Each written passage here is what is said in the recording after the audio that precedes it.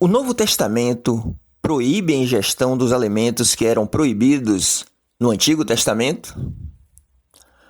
Vejamos os argumentos usados pelos adventistas. Portanto, quer comais, quer bebais, ou façais outra qualquer coisa, fazei tudo para a glória de Deus. 1 Coríntios, capítulo 10, versos 31.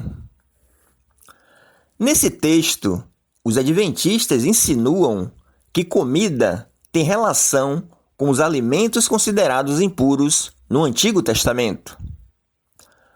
O tema desse capítulo 10 de 1 Coríntios é sobre idolatria, sobre carnes sacrificadas, e não sobre as restrições alimentares do Antigo Testamento. Vejamos os versículos 27 e 28.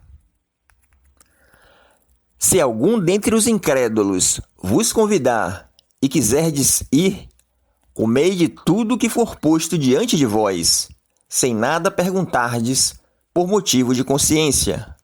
Porém, se alguém vos disser, isto é coisa sacrificada a ídolo, não comais, por causa daquele que vos advertiu e por causa da consciência.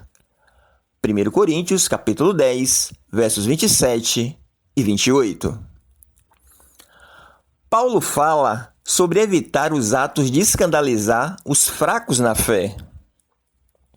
Quando ele diz, quer comais, quer bebais, ou façais outra qualquer coisa, fazei tudo para a glória de Deus, ele quis dizer que temos que glorificar a Deus com o nosso comportamento, com o nosso testemunho.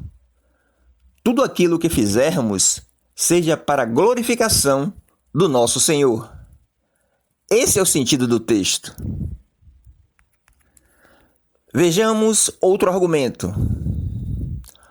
Ou não sabeis que o vosso corpo é o templo do Espírito Santo, que habita em vós, proveniente de Deus, e que não sois de vós mesmos? 1 Coríntios, capítulo 6, versos 19. Aqui os adventistas argumentam que é pecado comer coisas imundas, já que o nosso corpo é templo do Espírito Santo. Mas será que é isso que o texto está ensinando?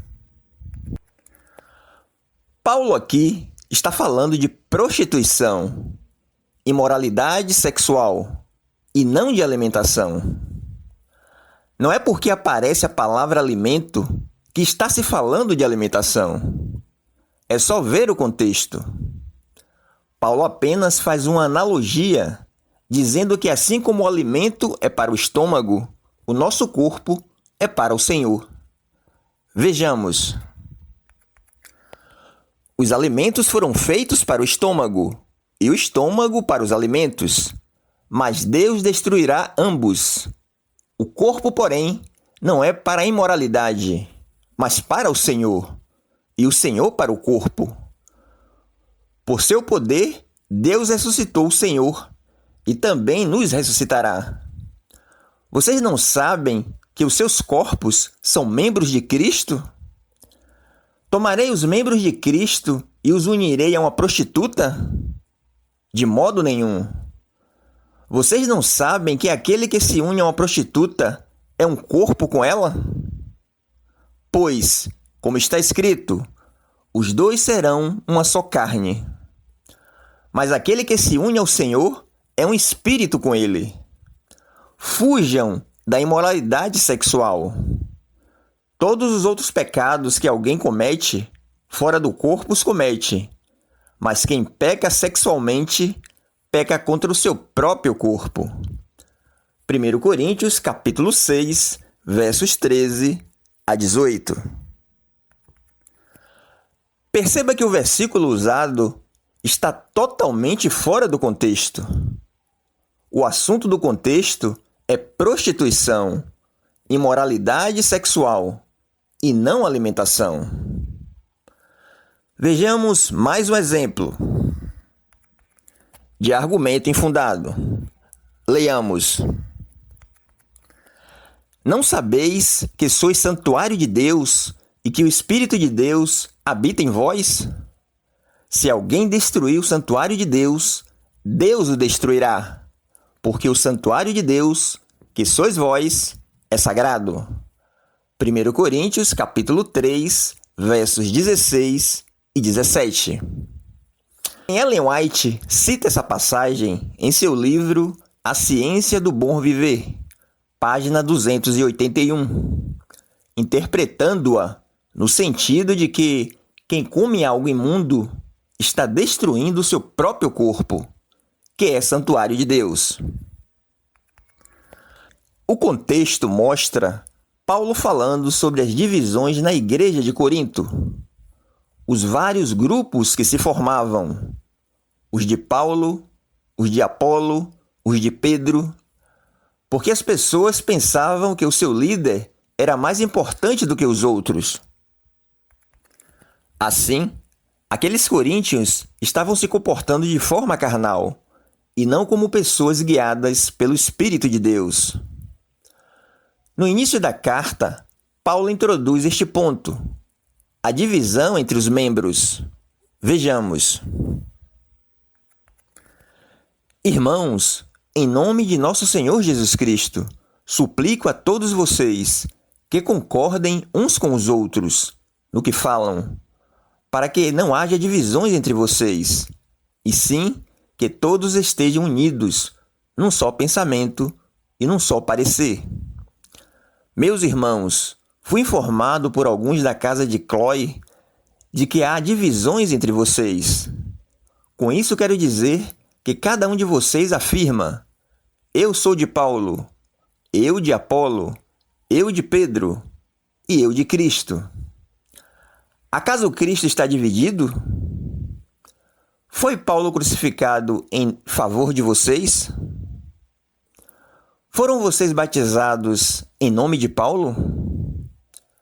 1 Coríntios, capítulo 1, versos 10 a 13. No capítulo 3, ele retoma o assunto. Vejamos. Portanto, ninguém se glorie em homens, porque todas as coisas são de vocês. Seja Paulo, seja Apolo, seja Pedro, seja o mundo, a vida, a morte, o presente ou o futuro. Tudo é de vocês, e vocês são de Cristo, e Cristo de Deus. 1 Coríntios, capítulo 3, versos 21 a 23. Ou seja, quando Paulo diz, não sabeis que sois santuário de Deus, e destruir o santuário de Deus, ele se referia à igreja, pessoas, corpo espiritual. Ele não falava do corpo físico do cristão. Mais uma interpretação equivocada, sem considerar o contexto. As únicas proibições no Novo Testamento para a igreja são carnes sacrificadas, conforme 1 Coríntios capítulo 10, versos 28, e carne sufocada, carne com sangue, conforme Atos capítulo 15, versos 29. Esses argumentos usados pelos adventistas foram ditos por Paulo na sua carta aos Coríntios, e o próprio Paulo vai dizer em sua carta aos Romanos.